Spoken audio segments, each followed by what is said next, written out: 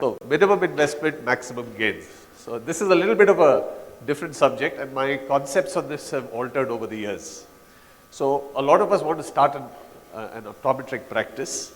So how do you start? Everyone concentrates on the start. And a few years ago, I figured out that perhaps the best way to start thinking about how to start a practice is to figure out how do you want it to end. So there are different methods by which a practice ends. One of the methods is that, and all of us know these doctors that our family has been going to for years, where when you were young, you went to him, his clinic was spiffy, they had good reception, the paint was good, and as he got to his 70s and 80s, you saw the equipment becoming the same old equipment, the paint wasn't redone, things were not as good, they were aging along with him. So you have, in terms of education, knowledge, a slight decline. But what that person has is experience, and which is why we continue to go to him, and also the fact that we trust him, and the fact that we feel that his advice is very good. And some of these young doctors do too much, they ask for too many tests, and we prefer your opinion. So that is there. So one is fade away, one is you sell the practice, the third is it becomes a part of a family business, the fourth of course is you hire an associate who buys in. So when you look at minimum investment, this is one of the ways that you can do it. So if tomorrow, let's say, I want to sell my practice, that's an option. The other option I can do is that if a bright person amongst you, right, you don't have the money, but you have the interest, and I find that my patients get along with you, you can join the practice, work with us, and perhaps gradually weed into it, and maybe we guys get a royalty, and eventually you get a larger and larger share of the profits, because that's what's known as sweat equity. So firstly, what kind of practice do you want? So there are different concepts. Some people just want it for the money. Some people want it because they're service oriented. Some people want a balance of some amount of money, some amount of service. Some people want a dependent practice. Some people want an independent practice. Some people want a group practice. Now that's another concept that's coming out today. So figure all this out, and that makes a difference to the kind of investment you've got. So the kind of practices that we have today is where you either have a person who just does refraction and sells glasses, nothing wrong with it, but that's one way to do it. Or you have a person who has a primary eye care practice who prescribes lenses. There's a big difference between the two. One is selling, one is prescribing. Have you ever gone to a doc who gives you a prescription and you say, no, I don't want this, I think I'll have a cheaper one? No. But why does it happen when we prescribe that someone says, no, I think I'll take something else? So if you have the ability to prescribe, this option goes. Some of the practices today are just contact lens practices. Some are low vision, some are binocular vision. All these different things exist today. I have an optometrist who comes to me from Salem, and he does prosthetics. So any prosthetic work that I want done, I call him, he comes, catches a bus, comes, he does it. I encourage him because I find his work to be very good. And why shouldn't I promote another optometrist doing this for me? So you've got all these other subfields that exist today, developmental, behavioral optometry, neurooptometry, so on and so forth. So what's going to happen tomorrow? Refraction will become obsolete. I know a speaker before me was telling me that refraction is your bread and butter. I still agree, you should know how to refract. I'm not saying you shouldn't know, but understand one thing, that there are already apps available which are far better than you. All of you refract up to 6x6. These bots today go down to 6.5, 6.4. They are better refractionists than you are. So either improve your refraction skills, or these machines are going to take over your jobs. Or you need to increase your skill levels. So emphasis is going to be on communication. I still remember 1990, I think it was, I happened to be at a conference where Dr. Borish was talking. We've all studied his book, and he at that time predicted, he says there will come a time when you as an optometrist will not refract. All you will do is read reports which machines will take or assistants will take, and you will talk to your patients what those reports mean. And I find that happening increasingly every day. Contact lens only optometrists will have to expand their scope of practices. So what are the opportunities for tomorrow? You can be attached to a hospital or to an ophthal, and investment is very low because the clinical setup is already there. So all you have to do then is, if you have a low vision setup, you just have to invest in the low vision gear. Primary eye care practice with managed care or personalized care. Now this is something what we do today. We work in conjunction with multiple ophthals, so we actually provide up to tertiary level care in our office. Specialty practices exist, and You can also get into glaucoma, ARMD, developmental optometry, neurooptometry, all the other subspecialties we mentioned before. So where or on what do you invest? And money is a precious commodity, so it's very easy to waste money. So the first thing I would say is educate yourself or upgrade your education, because refraction is out. Get doing things which are much more than that. Figure out the kind of skills that you have, what more do you want, put it on a piece of paper. Acquire these skills or upgrade your skills. Rent or buy equipment, interiors. Renting and buying could be a property. Equipment that you want. These are, so let me go back to this. So these become very, very critical parts to you. Rent, purchase, interiors and equipment. The different kind of starts that you can have is somebody will be joining a family business. So in that case, it's already an optical setup. All you have to do is upgrade it to whatever skills you want to do. The other is it's a fully established setup and you will add some more specialties to it. Again, your investment then is very, very localized. Or you're going to set up a new unit. Even if it's a family business, you want to set up a separate unit for yourself. But then you already have the support of a certain brand name. Or, like me, you were a greenhorn when you started. You had no idea what you were getting into except your education. So 3 crucial factors for success of your practice. And people will repeatedly tell you this. The first one is location. The second is location. The third is location.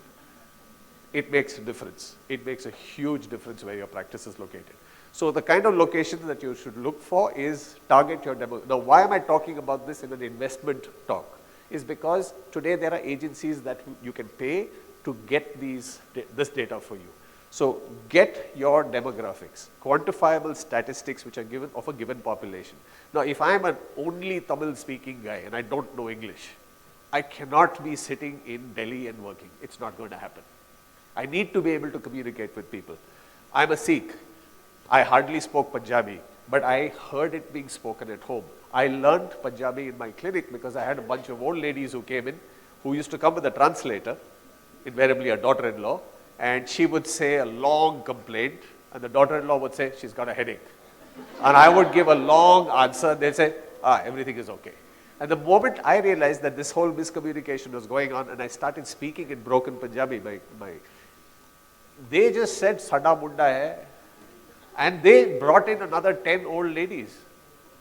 So I just realized that speaking a language makes such a big difference. Locate yourself in their proximity. You must have visibility, cost versus risk, and what are the kinds of lenses and instruments that you need to spend money on.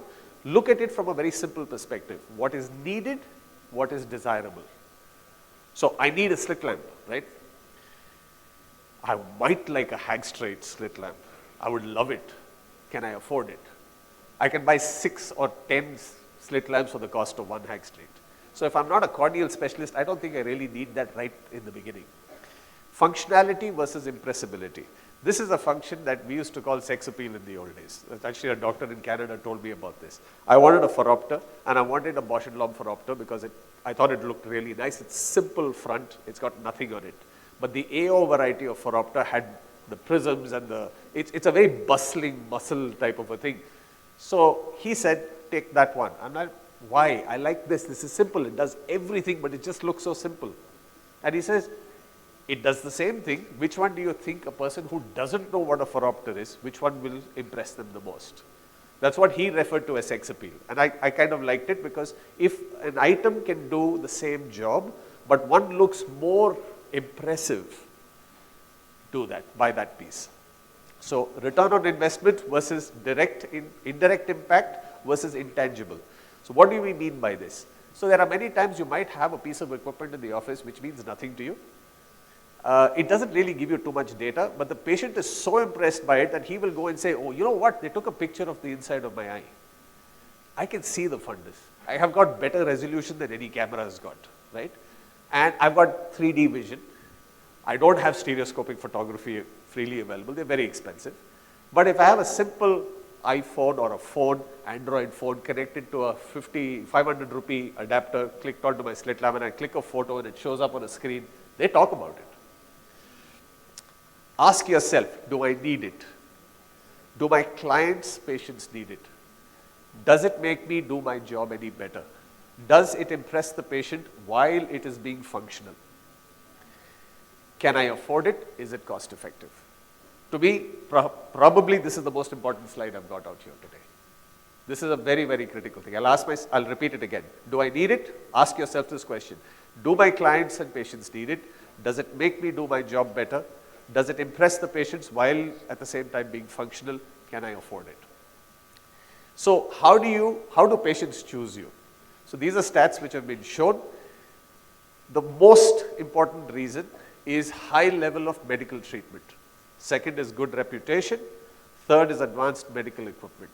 If you notice, way down on this list is lower medical cost. It's the second last item on the list. So what you charge a patient, as a matter of fact, I found that the higher you charge, the less the number of people complain. So when I started my practice in 1991, we had a separate bill book for consultation. We had a separate bill book for spectacles. The paper was cheap for the spectacles. My professional bill book, the paper was the most expensive I could find. When we gave an estimate to the patient, the first item was consultation fees. The second item was lens. The third item was any services done on the lens. The last item was the frame. Because we were trying to tell people in a very subtle manner that we are professionals. And someone would say discount, oh, I've made spectacles from you. I don't want to pay this $100. I'll be like, no, you want 100 rupees off. If you feel that you can't afford it, take 100 rupees off the spectacle, but you will pay me my consultation fees. And I found that when we went up to 500, nobody asked. So somehow it's the perception of a person is that if you charge high, you must be good. It's a stupid perception, but that is the way public is. So if you charge $1,000 or 2,000 rupees, maybe 2 people less will come to you.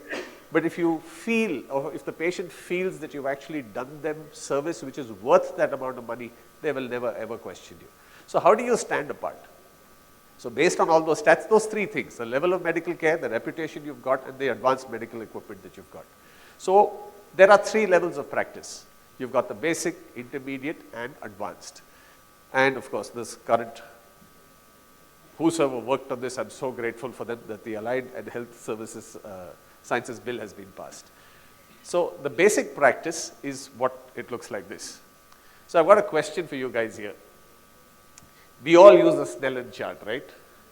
Okay. When do you think the Snellen standard was established, which we still follow today? Which year was it established?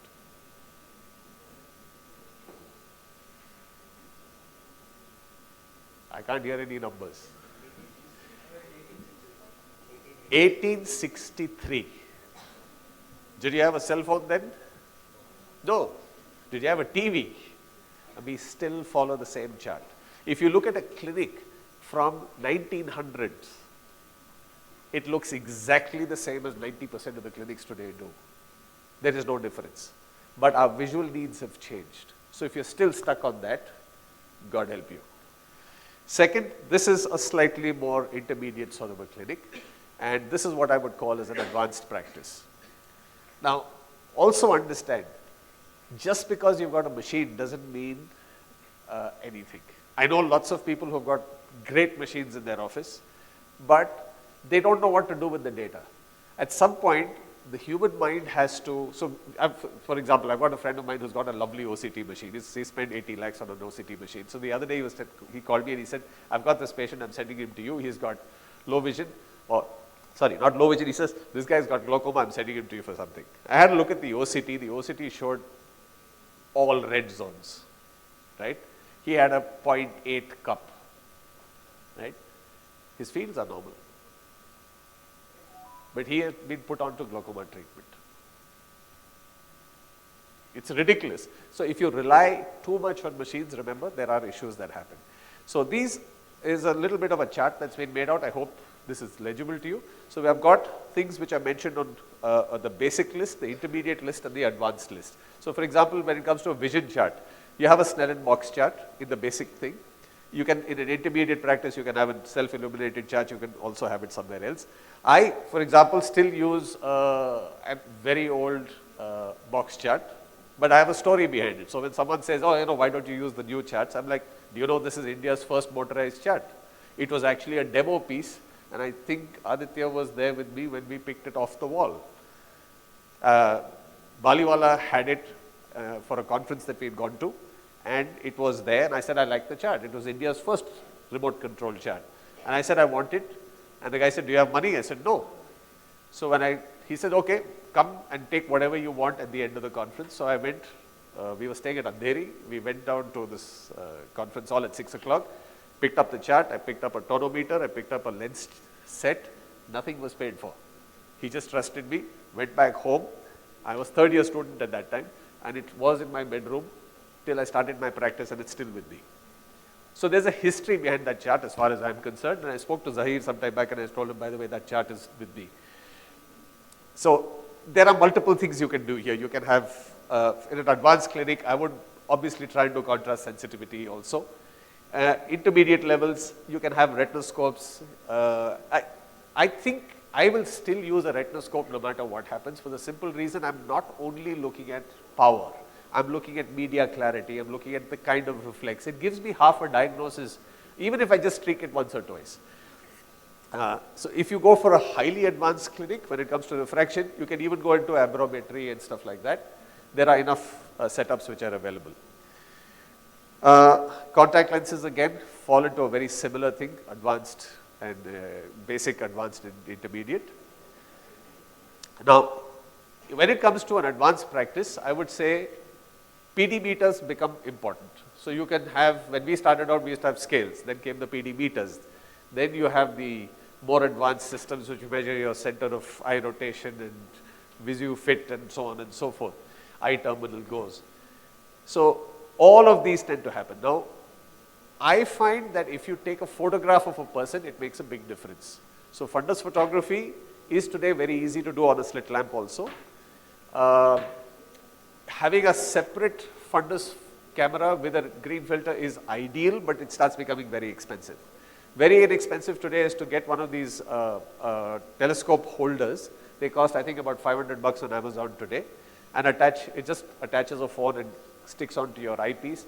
And if you've got a reasonable camera on your phone, it will take it on. You want to go one step higher, all you have to do is put in a beam splitter on your slit lamp, and you can attach a DSLR today. So that will cost you maybe 20, second hand you can probably pick it up for 10,000 rupees.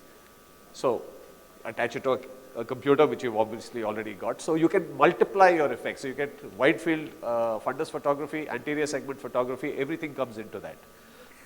You've got perimeters, you've got mobile refraction kits, you've got OCTs. OCTs start getting a little bit more expensive. The disadvantage of having an OCT by yourself is if you're not getting referrals from others, or if you're not generating your own, it's probably easier for you to get it done at an outside scan center, and there are enough scan centers today, because every 2 years the machines start getting upgraded. So it's very difficult for you to stick with the older machines. And I find that if you actually show them a fundus photo and then tell them to do an OCT and show them on the photo what you're looking at, it's easier to convert. I'm at a stage today, if I tell a person to do a test, he does it 99% of the time. But there was a stage where I found that if I tell him to do the test, I had to convince him, and a photograph always convinces. You show him a couple of blood spots on the retina and say, I want to scan this and see if there's a little elevation or no, he will get it done, but he needs to see it. So fundus imaging, etc., PD measurement devices, whole lot of stuff is there. This is the stuff that we're using in the clinic right now. I use this a lot. This is your perimeter which is available today. It's a portable perimeter. It costs, I think, about 4.5 lakhs to 5 lakhs today.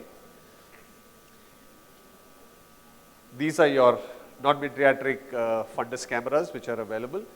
It used to cost 15 lakhs in the old days. Now they've dropped in cost significantly. Tonometers are there, but I think, see, today a tonometer is a lot easier. If you've got a slit lamp, a standard applanation tonometer is only 35,000 rupees. So attach it to your slit lamp and you use it, it becomes a lot easier. So where do you get the funds from? The funds are either self-financing, loan against assets, submit a project report and sometimes they'll give it to you.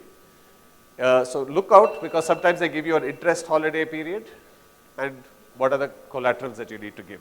Remember, the golden rule to get funds from a bank is prove that you don't need the money first, and the chances of the bank giving it to you increase dramatically. If Amitabh Bachchan comes to your house tomorrow in the middle of the night and says, give me 5,000 rupees, I'll return it to you tomorrow, you'll give it to him. If a beggar comes to your house during the day and asks you for 10 rupees, you probably won't give it to him. So consider the end, the type of practice you want, the demographics, the affordability.